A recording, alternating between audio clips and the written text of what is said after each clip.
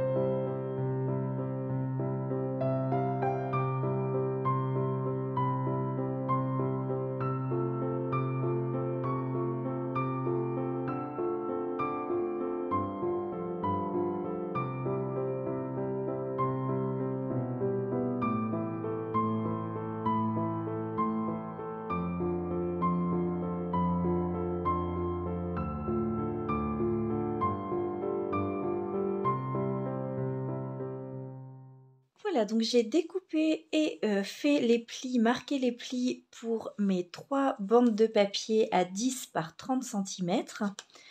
Je n'ai pas précisé, mais vous l'avez vu donc sur la découpe, si vous avez un papier qui a un motif ou un sens, par exemple des lettres, des alphabets, etc., c'est dans ce sens-là qu'il faut venir couper vos tranches de 10 cm.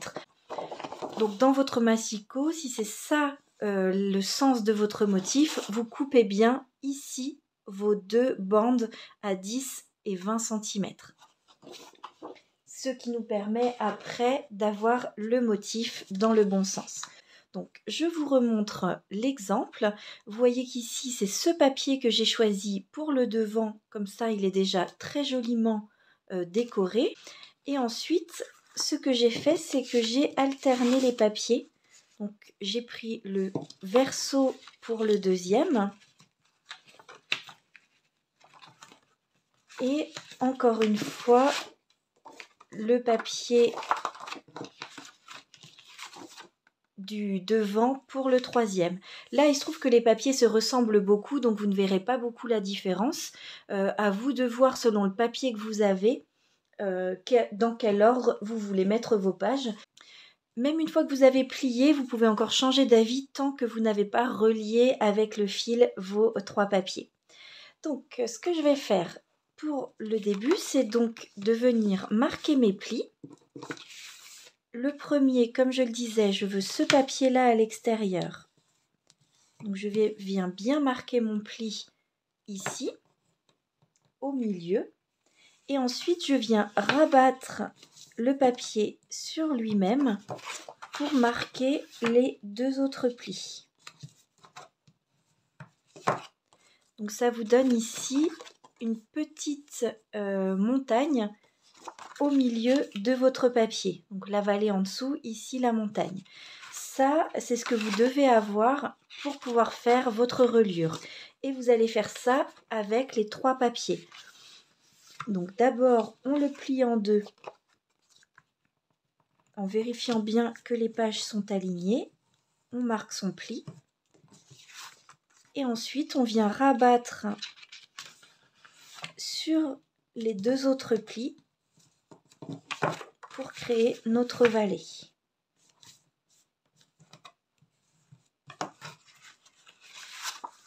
Voilà, donc là, j'ai le 2e papier. Et enfin, le 3e. Je vais mettre dans ce sens-là. Je refais encore une fois la même chose. Alors, c'est vraiment une structure qui est simple à réaliser, mais je trouve justement très agréable pour se dire que juste avec une feuille de papier 30-30, on va avoir un joli petit mini-album, rapide à fabriquer et qui permet quand même de garder plusieurs photos en souvenir ou, comme je le disais, après vous pouvez bien sûr l'utiliser pour différentes choses. Donc je vais venir mettre mes papiers les uns sur les autres dans l'ordre que j'ai choisi. Et voilà, la structure est prête. Il ne nous restera plus qu'à venir faire des trous et mettre le ruban. Ce que vous pouvez faire, vous voyez qu'ici ça dépasse un petit peu les pages du milieu, forcément puisqu'on les a mis en sandwich les unes dans les autres. Une fois qu'on aura tout fait, qu'on aura tout perforé et mis le ruban, je vais venir enlever, alors vous pouvez faire avec un cutter ou au massicot, de venir enlever la petite partie qui dépasse. Donc sur ma première page, je vais venir marquer des petits points. Moi, ce que j'ai fait, comme ça fait 10 cm, j'ai fait une petite marque à 5 cm et ensuite à 1,5 à chaque fois du bord. Donc à 1,5, 5 et 8,5. Je trouve que ça faisait relativement bien espacé pour venir mettre le ruban. Pour faire vos trous, vous pouvez utiliser un outil comme moi qui fait des trous. Donc là, c'est la Crop-A-Dile, mais vous en avez des plus petits également qui existent. Vous pouvez sinon utiliser aussi une aiguille ou un poinçon comme ceci et faire un papier par un papier pour fabriquer vos trous. Il n'y a pas besoin que ce soit trop large. Donc pour ma part, je vais prendre le plus petit.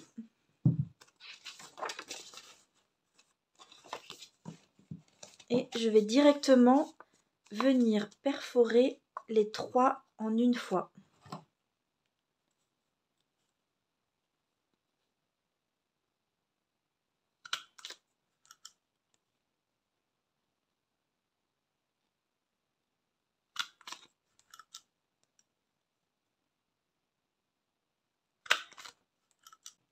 Et maintenant, il ne nous reste plus qu'à venir rajouter de la ficelle. Donc la ficelle, vous pouvez l'adapter tout à fait à votre structure. Pour ma part, comme c'est la nature, la lavande, je me suis dit que ce serait sympa de la cordelette comme ceci. Mais vous pouvez bien sûr utiliser aussi du fil à broder ou ce que vous avez dans votre stock. Donc, vous allez prendre un bout de ficelle et on va venir d'abord rentrer dans le premier trou. Là, vous êtes bien devant, hein, sur votre devant. je rentre le premier fil dans le premier trou tout en haut et je rentre l'autre extrémité dans celui du bas.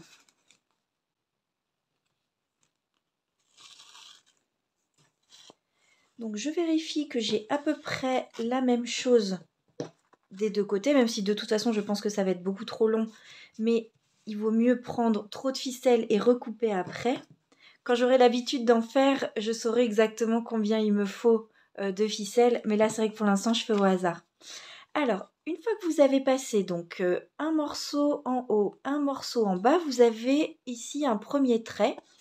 Et maintenant, ce qu'on va faire, c'est qu'on va prendre de nouveau les deux morceaux et on va venir les rentrer par celui du milieu.